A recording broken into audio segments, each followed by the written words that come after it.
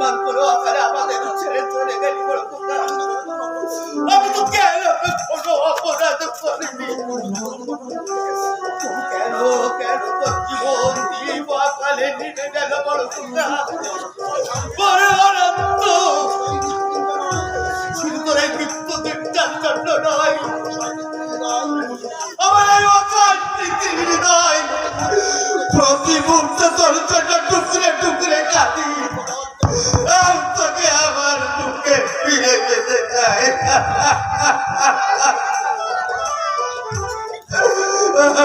বাবা একি আবার আপনি কাঁদছেন বাবা? শুধু আমি কাঁদছি বৌমা, তুমি কাঁদছ না?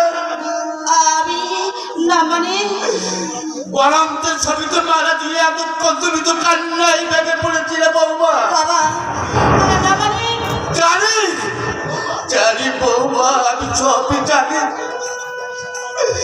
এই হতভাগা পুরুকে নতুন করে কষ্ট দিতে চাও না বলি সবার আড়ালে তুমি মুখ লুকিয়ে টুকরে টুকরে কাঁদো। বাবা কাঁদবেই তো, আমার মতো তোমার কোনো সারা জীবন চোখের জল সম্বল করে বেঁচে থাকতে হবে। এই অভিশাপ থেকে আমাদের জীবনে কোনো মুক্তি নেই বৌমা, মুক্তি আমরা পাবো না। বাবা সবই যে আমাদের এই পরাদৃষ্ট বাবা। জানি জানি বৌমা, আমি সবই জানি। অদৃষ্টের দোহাই দিয়ে তুমি সান্ত্বনা খুঁজে পেতে চাইছো, কিন্তু বৌমা জীবনের শুরুতে যে স্বপ্ন বৃক্ষে ফুল বিকশিত হয় সেখানে যার কোনো সম্ভাবনাই জানি না।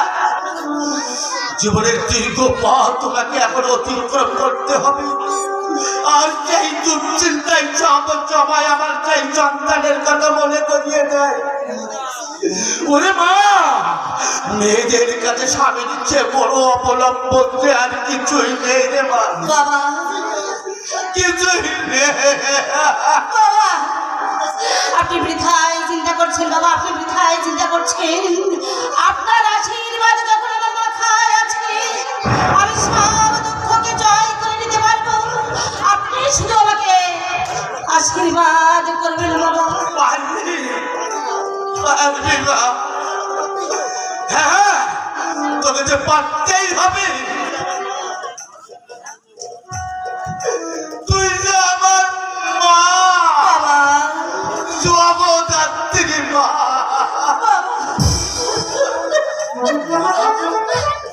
আরে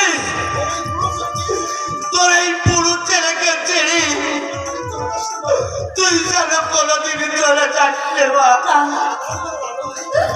ওরে তুই আমার এই আধার ঘরের আলো হয়ে আমার জীবনের শেষ কটা দিন তুই আমাকে একটু আলো ভিক্ষা দিস মা, একটু আলো।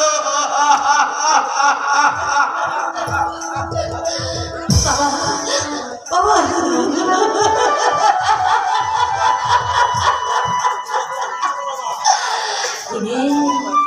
কিরে প্রাণ কি মনে নামা এখনো কি তুই কাঁদছিস? তুই রায়বাড়ির বড় বউ, তোর স্বামীর প্রদেশের কথা তুই এরই মধ্যে ভুলে গেছিস। নিদ্রাকে নিঃশেষে ফিরে দিতে না পারে সংসারে যে বড় পাওয়া যায় না। না না, আমি আমার স্বামীর প্রদেশ আমি যে কখনো ভুলবো না। স্বামী ও অমৃত লোকের বাসিন্দা, স্বর্গ থেকে তুমি তোমার ভাগিনী বলে আমাকে আশীর্বাদ করো। চলন্ত চিতার মাঝে জীবন্ত বধূকে আমি যেন সংসারের সবার মধ্যে হাসি ফুটিয়ে তুলতে পারি। আমার অফিসে যাওয়ার সময় হয়ে গেল আর তুমি এখন এখানে দাঁড়িয়েছো? কি হলো বলছো? তুমি কোনো কথা বলছো না যে? না মানে আশ্চর্য, আমি এখানে যাচ্ছি ডাক্তার। আশ্চর্য, সময় দুটি ভাগ। আমি এই জন্য রিয়াকে রেখে আসতে চাইছিলাম না, কিন্তু বান্ধবী জেনের কাছে আমাকে হার মানতে হলো। তাতে কি হয়েছে ঠাকুর? তাতে কি হয়েছে? তুমি স্নান সেরে তৈরি হয়ে এসো, আমি এক্ষুনি তোমার খাবারের ব্যবস্থা করে দিচ্ছি। তুমি তো বলাই খারাপ, আমি এই চাকরিতে নতুন জয়েন করেছি আর সময় মতো অফিসে পৌঁছাতে না পারলে ইঞ্জিনিয়ার অসীম ভট্টাচার্য চাকরিটা এখন দাম তোমার এই বিল যোগ করে কথা বলতে না আমি কিন্তু মোটেও সহ্য করতে পারি না। এই করবি বল আর শুধু তুই কেন এদেশের সংখ্যাধিক মানুষই অপ্রিয় সত্য কথা সহ্য করতে পারে না। তবু প্রান্তস্বরূপীয় মহাপুরুষদের কাছ থেকে মহাশয় বলে গেছেন সদা সত্য কথা বললে এই কথা কথা বলবে না। ডাক্তার এই তোমাকে আমার আর জ্ঞান দিতে হবে না। আরে দূর পাবো আমি তো শুধু শুধু জ্ঞান দিতে যাবো কেন? তুই অনেক লেখাপড়া শিখছিস, অনেক বড় চাকরি করিস, তুইও তো আমাকে জ্ঞান দিবি। আরে তুইও তো আমাকে আলোর মতো ফিরিয়ে নিয়ে আসবি। তাই নাকি? হ্যাঁ ঠিকঠাক। তবে আজ কিন্তু আমি তোকে একটা কথাই শুরু বলবো, আজ তোর অফিসে যাওয়া একদম উচিত। কেন? এই কারণ উত্তর পেতে হলেই সামনের দিকে এগিয়ে চলাই তোকে কোন দিকে তাকাতে হবে ভাই? বেশ ঠাকুরপো, তুমি কি বলো তো ছোট ঠাকুরপোর এই অফিসে যাওয়ার সময় তুমি বলতে দাও বৌদি, বলতে দাও। আর আসলে একটা চরম সত্যকে নির্মম ভাবে যে খুন করা ঠাকুরপো আমি কিছুই বুঝতে পারছি না। বুঝতে পারছি এত তাড়াতাড়ি তুই সব কিছু ভুলে যেতে পারলি কি করে? তার এই মৃত্যু দিনে দাদার আত্মার শান্তি কামনা করে ঈশ্বরের কাছে প্রার্থনা করা ওর কাছে একটা কর্তব্য বলে মনে হবে। তাই বলো, আমি তো ভাবলাম এই বাড়িতে কি এমন মহাপ্রলয় ঘটে গেছে যার জন্য আজ আমাকে অফিস কামাই করে এই বাড়িতে বসে থাকতে হবে। তার মৃত্যুকে আমাদের কাছে এই সংসারের কাছে মহাপ্রলয় নয় আছে।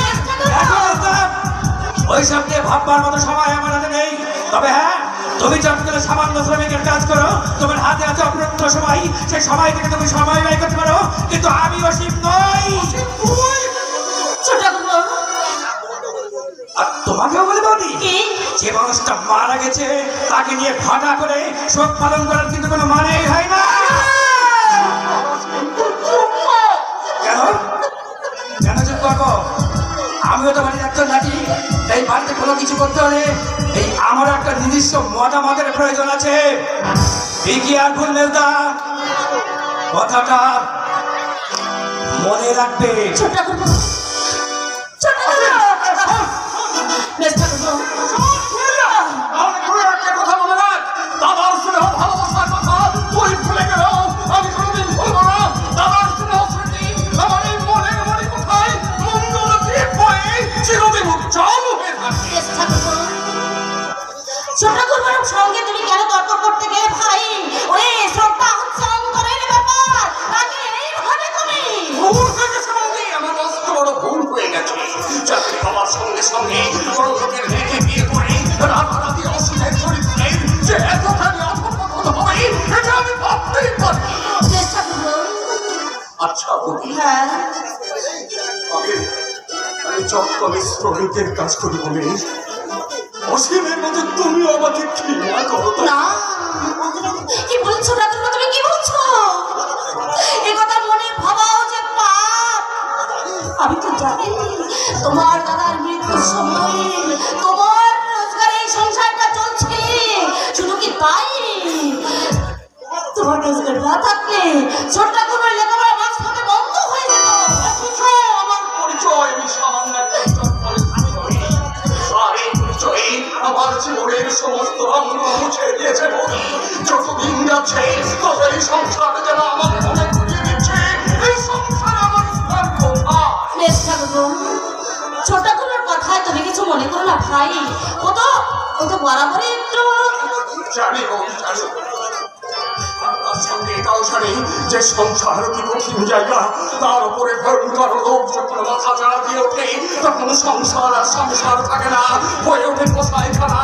আর সেই কসাইখানায় থাকে শুধু হিসাব দেওয়ার